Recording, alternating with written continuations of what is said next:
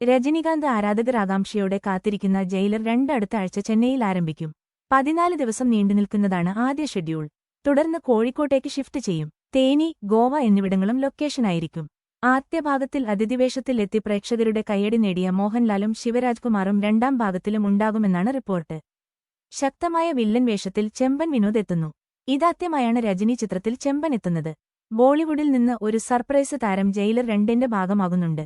ലോകേഷ് കനകരാജ് സംവിധാനം ചെയ്യുന്ന കൂലി സിനിമയിലാണ് രജനികാന്ത് ഇപ്പോൾ അഭിനയിക്കുന്നത്. കൂലിയുടെ ചിത്രീകരണം പൂർത്തിയായാൽ രജനികാന്ത് ജയിലർ 2ൽ ജോയിൻ ചെയ്യും. അനിരുദ്ധ ആണ് സംഗീത സംവിധാനം. സൺ പിക്ചേഴ്സിന്റെ ബാനറിൽ കലാനിധി മാരനാണ് നിർമ്മാണം. 2023-ൽ റിലീസ് ചെയ്ത ജയിലർ രജനികാന്ത് ആരാധകർ ആഘോഷമാക്കിയ ചിത്രമായിരുന്നു. വിജയനായകനായ ബീസ്റ്റ് എന്ന ചിത്രത്തിനുശേഷം സംവിധായകൻ നെൽസന്റെ ഗംഭീര തിരിച്ചുവരവുകൂടിയായിരുന്നു ജയിലർ. ജയിലറിന്റെ രണ്ടാം ഭാഗം ഉണ്ടാകുമെന്ന് നെൽസൺ നേരത്തെ വ്യക്തമാക്കിയിരുന്നു.